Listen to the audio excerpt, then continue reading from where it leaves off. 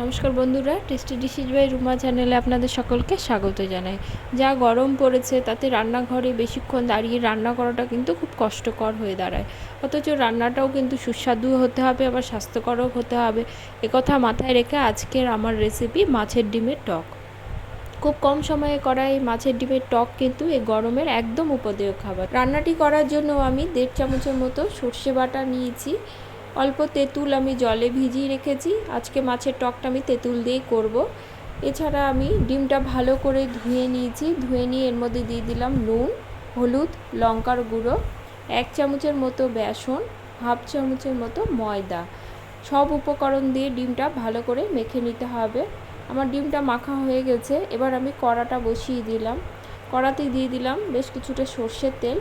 আজকে রান্নাটা আমি সর্ষের তেলেই করব। তেলটা গরম হলে ডিম থেকে ছোটো ছোটো আকারে বড়ার আকারে আমি দিয়ে দেব। 2 পিঠ কিন্তু ভালো করে ভেজে নিতে হবে। আমার 1 পিঠ ভাজা হয়ে গেছে, অপর পিঠটি আমি সুন্দর করে ভেজে নেব। আমার বড়াটা ভাজা হয়ে গেছে, এবার আমি তুলে নেব। এবার ওই কড়াতেই আরেকটু সর্ষের তেল দিয়ে দেব। তেলটা গরম হলে ফোড়নে দেব একটি শুকনো লঙ্কা এবং 5 ফোড়ন। ফোড়ন থেকে সুন্দর গন্ধ বেরোলে বেটে রাখা সর্ষেটা দিয়ে দেব। আমি 1.5 চামচের মতো সর্ষে বেটে নিয়েছিলাম। সর্ষেটা দিয়ে কিন্তু বেশি ভাজবো না, সর্ষে বেশি ভাজতে গেলে তেতো হয়ে যায়। মিনিট খানেকের মতো সাঁতলে নিয়ে এর মধ্যে দিয়ে দেব হাফ চামচের মতো হলুদ, অল্প পরিমাণে নুন দেব, নুনটা বাকি পরে দেব। আর দেব হাফ চামচের মতো লঙ্কার গুঁড়ো। ঝালের পরিমাণটা নিজেরা আপনাদের ঝালের মাপ অনুসারে দেবেন। অল্প জল দিয়ে একটু কষিয়ে নিয়ে এর মধ্যে মাছের ডিমগুলো দিয়ে দেব। ডিম দিয়ে সর্ষের সঙ্গে আরও মিনিট খানেকের মতো কষিয়ে নেব। এবার আমি এর মধ্যে দিয়ে দিলাম তেঁতুল গোলা জল দিয়ে ভালো করে মিশিয়ে নেব।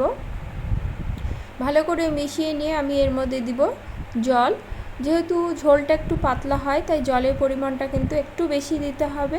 গ্যাসের ফ্লেমটা মিডিয়াম থেকে লোতে করে দিয়ে ঝোলটা বয়েল আসতে দেব।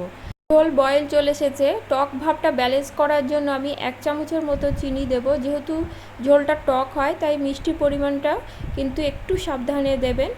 আর দেব অল্প পরিমাণে নুন। প্রথমে আমি নুন দিয়েছিলাম, আবার অল্প পরিমাণে নুন দিয়ে ভালো করে মিশিয়ে নিয়ে ঢাকা দিয়ে 5 থেকে 7 মিনিটের মতো আমি রান্না করে নেব।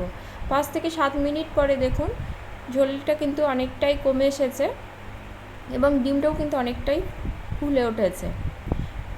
এবার গ্যাসের ফ্লেমটা আমি লোতে করে দিয়ে আরও মিনিট খানেকের মতো রান্না করে নেব। খুব কম সময়ে এবং খুব সামান্য কিছু উপকরণ দিয়ে কোনো ঝামেলা ছাড়াই আপনারা দুপুরের মেনুতে কিন্তু এই মাছের ডিমের টক রেসিপিটি অনায়াসে বানিয়ে নিতে পারবেন। গরমে পরিবেশন করতে বলবো না, ঠান্ডা হলে তবেই পরিবেশন করবেন। ভিডিওটি ভালো লাগলে লাইক কমেন্ট করবেন এবং সাবস্ক্রাইব করে পাশে থাকবেন। আমার রান্নাটি হয়ে গেছে, এবার আমার পরিবেশনের পালা। দেখা হবে পরের কোনো রেসিপি নিয়ে। সকলে খুব ভালো থাকবেন। ধন্যবাদ সকলকে।